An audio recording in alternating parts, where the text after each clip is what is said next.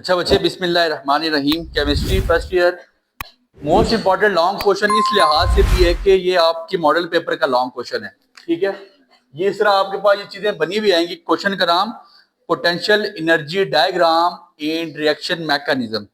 मेरी बात है बच्चे, गौर करना है। बड़ा इजी सा लॉन्ग क्वेश्चन है, कोई इसमें इतनी डिफिकल्टी नहीं है। आपके पास इस लॉन्ग में तीन चीजें गिवन होंगी। एक तो आपके पास ये ग्राफ वो बना के देगा, एक्स एक्सिस पे रिएक्शन पाथ है, वाई एक्सिस पे आपके पास एनर्जी वाई एक्सिस पे बनी होगी, और यहाँ पे एक रिएक्शन लिखा होगा और उसने रिएक्शन का पाथ बनाया होगा जी कि रिएक्शन प्रोसीड हो गया, ऐसे इसके पास फाइनल प्रोडक्ट आपके पास ये आ गई। फिर आपके पास रिएक्शन गिवन होगा 2NO2 + F2 gives us 2NO2F। ठीक हो गया। और तीसरी चीज आपके पास रेट इक्वेशन गिवन होगी।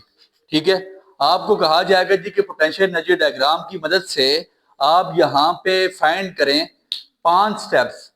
वो 5 स्टेप जो इस रिएक्शन की आपका फाइनल रिएक्शन निकालने में आपको मदद देंगे। ठीक है, जो फाइनल रिएक्शन आपको निकालने में मदद देंगे, क्या है कि जो रिएक्शन यहां से शुरू हुआ, यहां तक गया, फिर ऊपर आया और वापस नीचे आ गया, ये बेसिकली रिएक्शन प्रोसीड कैसे हुआ। हम रिएक्शन को बनता हुआ तो नहीं देख सकते। ठीक है, ये पोटेंशियल एनर्जी डायग्राम बनाती है कि रिएक्शन में फ्लो कहां पे आया, रिएक्शन में तेजी कहां पे आई, कहां से रिएक्शन डाउनवर्ड की तरफ आया। हमने वो 5 स्टेप निकालने के रिएक्शन बनने में जो 5 स्टेप लगे, इसको मिला के ये चीज बनने में कितने स्टेप बनेंगे, कितने स्टेप्स लगे हैं, 5 स्टेप। वो 5 स्टेप्स हमने निकाल के बताने हैं। ठीक है, सबसे पहला स्टेप नंबर 1। स्टेप नंबर 1 क्या चीज निकालनी है? सबसे पहले determine number of elementary steps. Elementary step वो स्टेप हैं जितने स्टेप में आपका रिएक्शन मुकम्मल हुआ। सुनिएगा, आपको यहां पे कितनी पीक्स नजर आ रही हैं? 1 2। कितनी पीक्स हैं बच्चे? 2। इसका मतलब है कि यहां पे ये रिएक्शन कितने स्टेप्स का है? 2 पीक्स नजर आ रही हैं। इसका मतलब determine the number of elementary steps. कितने स्टेप्स हैं? 2 स्टेप मैकेनिज्म। पहली बात मुझे कैसे पता चली? मैंने पीक्स देखी और पीक्स मुझे 2 नजर आ रही थी, 2 ऊंचाइयां नजर आ रही थी। कितनी नजर आ रही थी? 2 ऊंचाइयां। तो मैंने कहा जी इसका मतलब है कि ये रिएक्शन मेरे पास डबल स्टेप में प्रोसीड हो गया होगा। इसके मिसाल के तौर पे यहाँ पे मेरे पास 2 रिएक्टेंट है, एक प्रोडक्ट बना है, और ये रिएक्शन मेरे पास नंबर ऑफ एलिमेंट्री स्टेप्स इसके कितने हैं? 2। मुझे कैसे पता चला? डायग्राम की मैंने पीक्स देखी कि यहां से पोटेंशियल एनर्जी का कर्व ऊपर गया, फिर नीचे आया, फिर वापस ऊपर गया।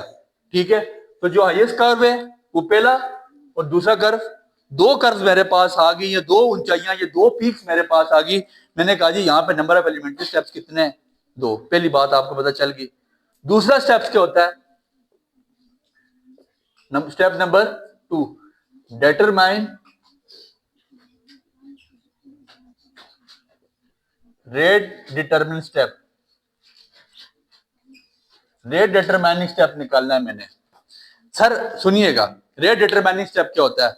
When reaction proceed in one step, when reaction proceed the same step is called rate determining step. जो सबसे स्लो स्टेप होता है ना, उसको क्या कहते हैं?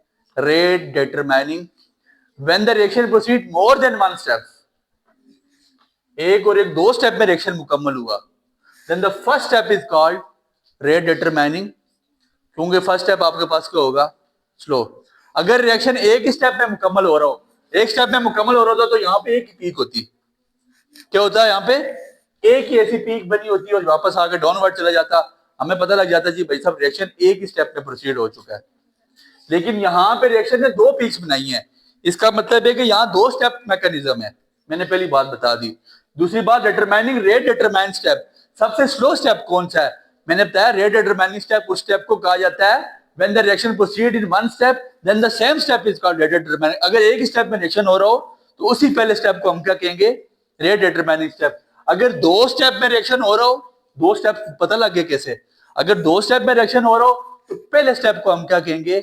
Rate determining.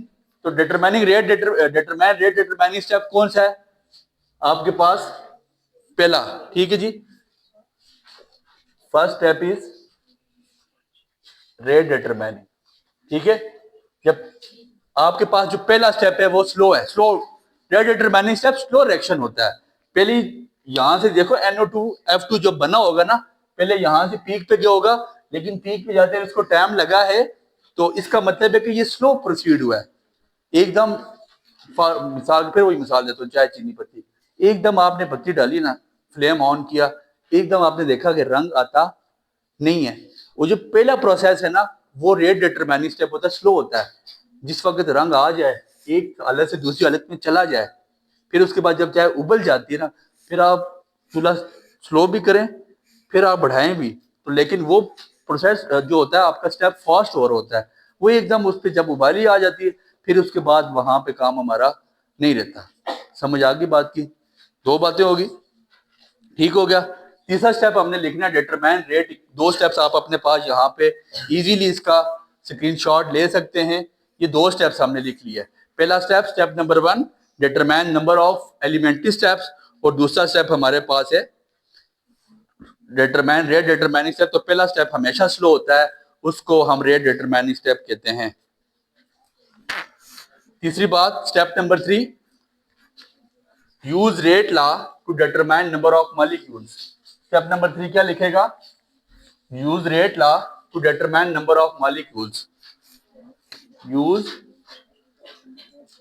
Rate law to determine number of molecule. Sir rate law, आपने रेट इक्वेशन आपको नजर आ रही है? ये आपको रेट इक्वेशन नजर आ रही है। नंबर ऑफ मॉलिक्यूल्स कितने हैं? 1 और 1।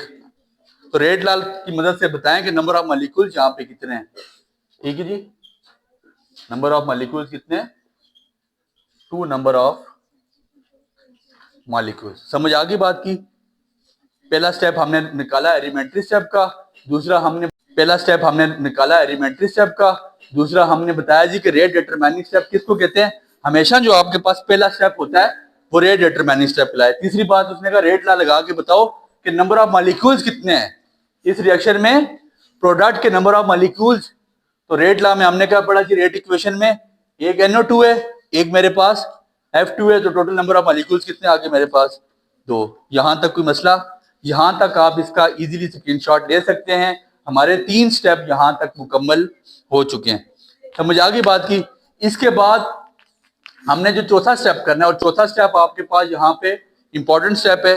आपने यहाँ पे जो चौथा स्टेप करना है उसका नाम लिख लें, propose the main step of the mechanism. Propose the main step of the mechanism, ये बड़ा इंपॉर्टेंट स्टेप है बच्चे। स्टेप नंबर 4, स्टेप नंबर 4 इसका नाम दे दें propose main steps of mechanism. Sir mechanism बनने जा रहा है कि हुआ क्या होगा, क्या हुआ होगा, रिएक्शन बना कैसे हुआ होगा।